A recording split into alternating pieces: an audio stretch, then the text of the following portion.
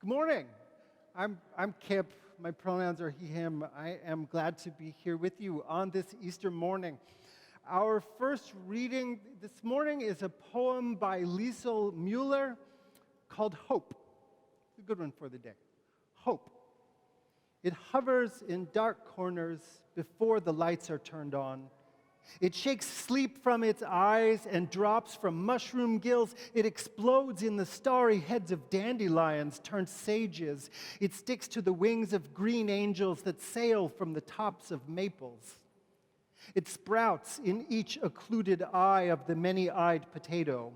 It lives in each earthworm segment, surviving cruelty. It is the motion that runs from the eyes to the tail of a dog.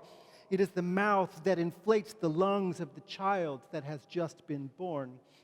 It is the singular gift we cannot destroy in ourselves, the argument that refutes death, the genius that invents the future, all we know of God. It is the serum which makes us swear not to betray one another. It is in this poem trying to speak. The Bible reading for the morning is the Easter story as told in John's Gospel. And it goes like this.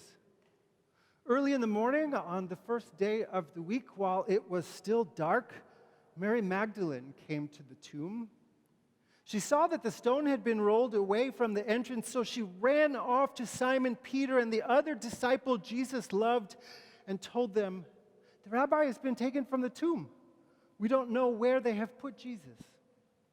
At that, Peter and the other disciple took off running toward the tomb. They were running side by side, but then the other disciple outran Peter and reached the tomb first. He didn't enter, but bent down, I imagine, to catch his breath, and saw the linen wrappings lying on the ground, and saw the piece of cloth that covered Jesus' head lying, not with the wrappings, but rolled up in a place by itself. Simon Peter went in the tomb when he got there and saw all this. He saw and believed. As yet, they didn't understand the scripture that Jesus was to rise from the dead. Then the disciples went back to their homes. Meanwhile, Mary stood outside the tomb weeping. Even as she wept, she stooped to peer inside, and there she saw two angels in dazzling robes, one seated at the head and the other at the foot of the place where Jesus' body had lain. They asked her, "Why are you weeping?" And she answered them, "Because they've taken away my rabbi. I don't know what they've done with the body." No sooner had she said this than she turned around and caught sight of Jesus standing there, but she didn't know it was Jesus. He asked her, "Why are you weeping? For whom are you looking?"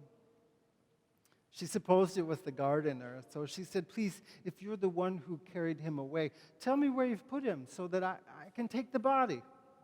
I don't know what she was going to do with a body. Jesus said to her, "Mary." She turned to him and said, "Rabboni," which means teacher. Jesus said, "Don't hold on to me because I haven't ascended yet to God. But rather go to the sisters and brothers and siblings and tell them, I am ascending to my parents and your parents, my God and your God." And Mary Magdalene went to the disciples, said, "I have seen the teacher." And then she reported what he'd said to her. This is the good news of God. Christ is risen. Oh, look how well you did that. Such a good job. You all know the score for Easter morning. It's a deep running instinct for a lot of people. One of my favorite Easter stories, though, comes from my former colleague, the former pastor here, Linda Noonan, who gave us those alternate words to the opening hymns. A lot of you have probably heard her tell this story, or you've probably heard me tell this story because I love it so much. And if we can retell the Easter story every year, why can't we tell this one every year as well? It's about how, as a young clergy person who came out of a tradition that wasn't particularly liturgical, Linda was working for a hospice. She was a chaplain at a hospice. And one Easter, her boss came in very cheerful and looked at her and said, "Christ is risen," to which Linda said,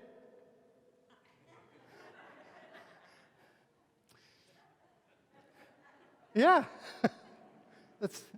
It's one of my favorite Easter stories, not only because I love to tease Linda about it, which I do, but also because it captures something incredibly true and important about this day, which is a total and utter sense of bewilderment.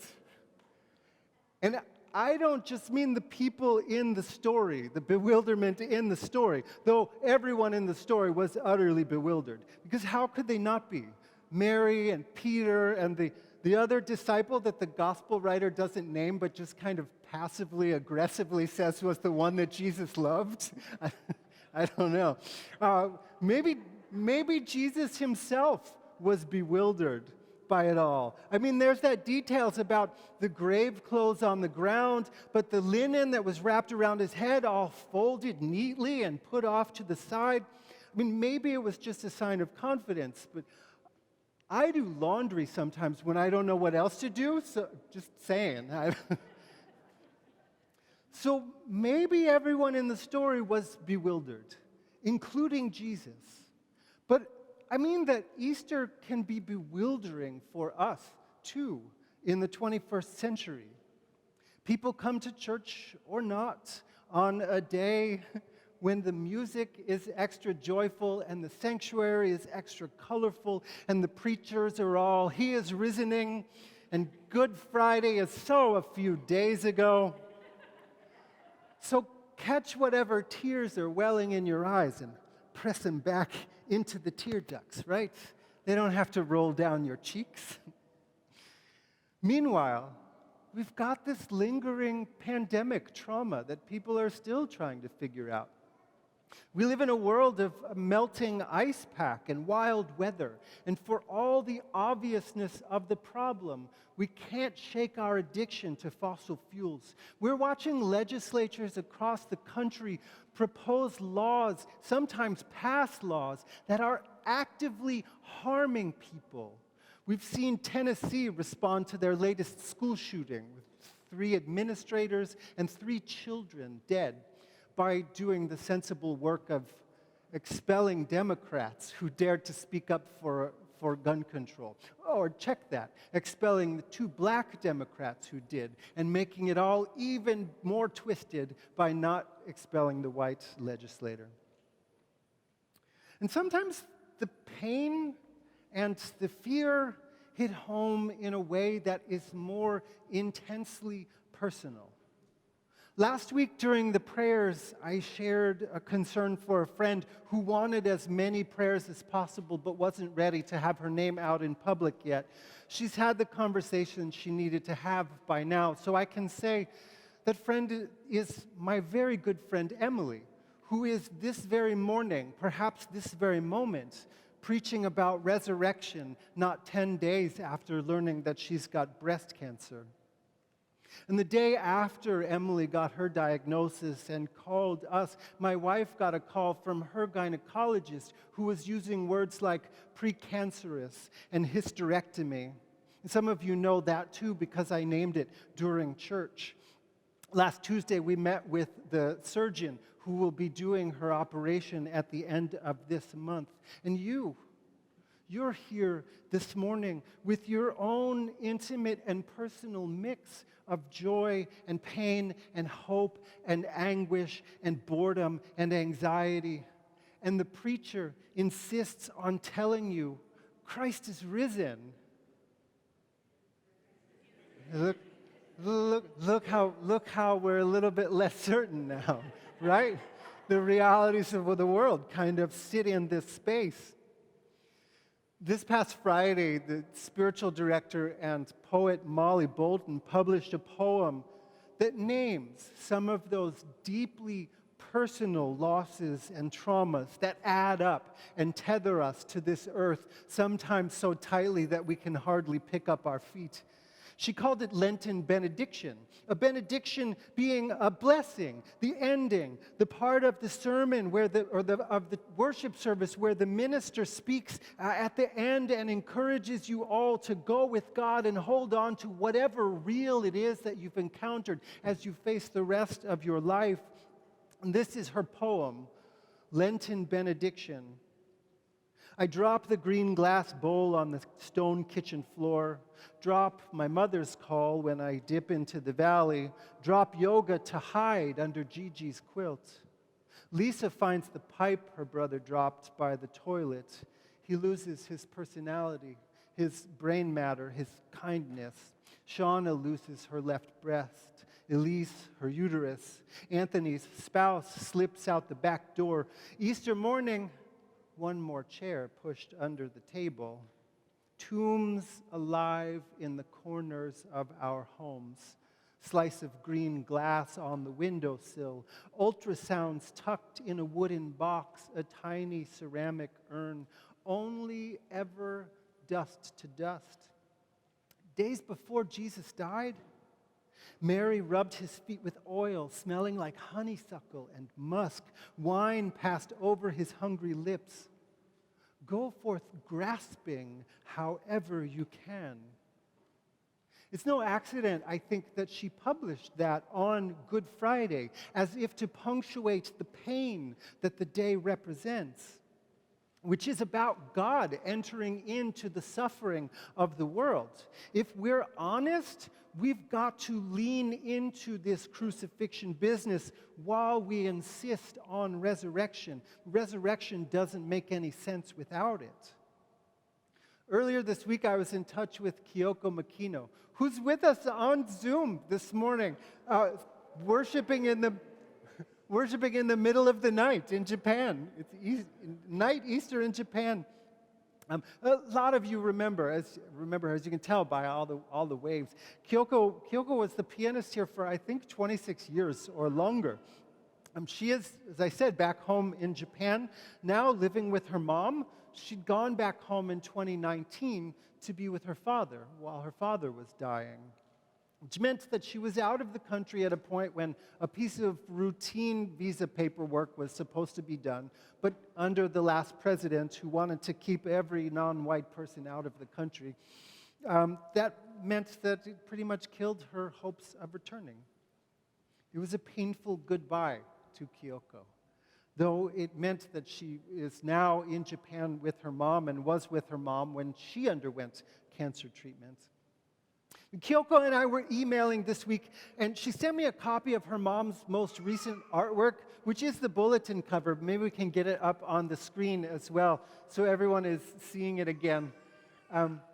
It's the artwork.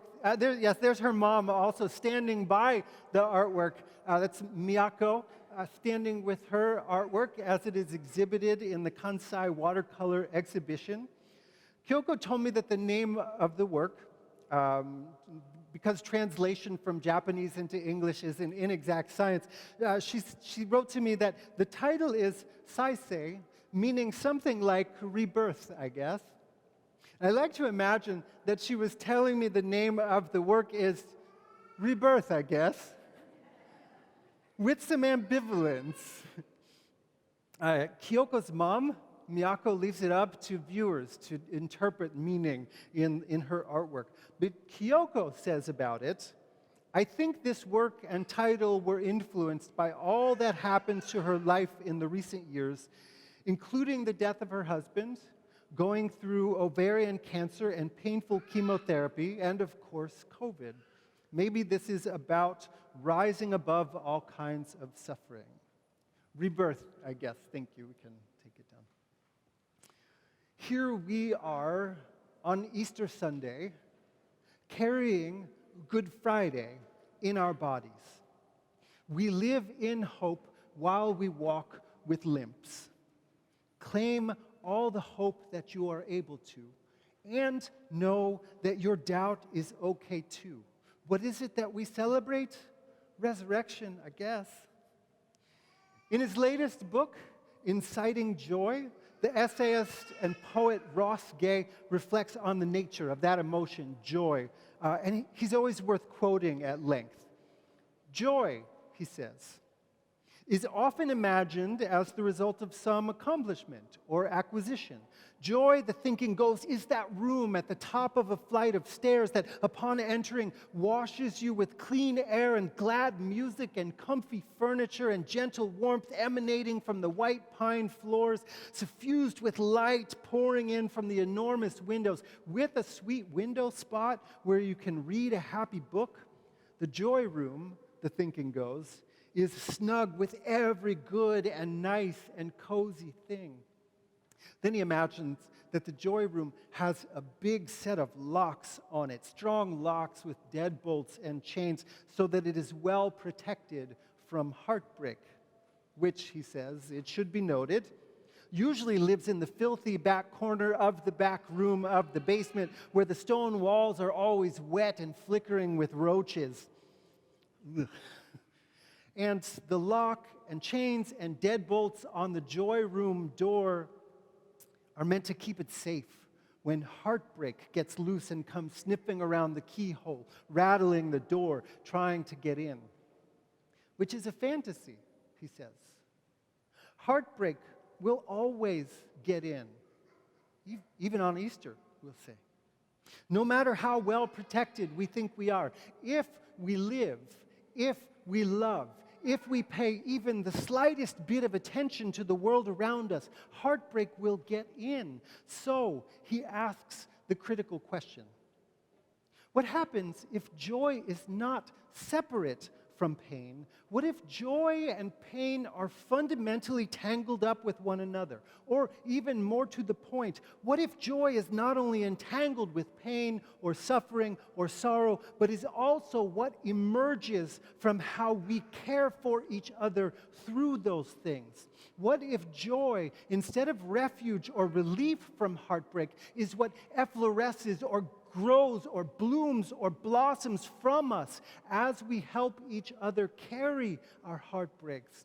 Last week I said during the prayer time that Kathy had received scary news. I said I was choosing to trust that God was holding it all. I said that we would be meeting with the surgeon on Tuesday. So on Tuesday I heard from Priscilla, which you know, she's a pastor. She was offering pastoral care. But then I also received a text from Emily's husband, Daniel, who's carrying more than his share of anxiety right now. But he wondered how he could love us in that moment. And then I heard from Mary and Fleur, and I heard from Joy Berge, and I heard from Alistair, who wasn't even in church last week because he was traveling for a family funeral, so I don't know how he even knew about my wife. But he checked in about it. And then on Wednesday, Kathy received the most wonderful and beautiful card, handwritten and embellished by Nyla Francis. And I don't even think the two of them have ever met in person. And it was hope, and it was joy, and it was something like rebirth, I guess. It was what emerged from how we care for each other through these hard things, by leaning into Good Friday and holding out for resurrection. Christ is risen. In the fear, in the devastation, in the heartbreak, in the sorrow, in the unfurling flowers, in the laughter and singing and ribbon twirling and dancing of children, in every shimmering note of the Easter band, in the ways that we look at each other and truly see, in the ways that we care for each other. Christ is risen. And this is God's good news. Amen.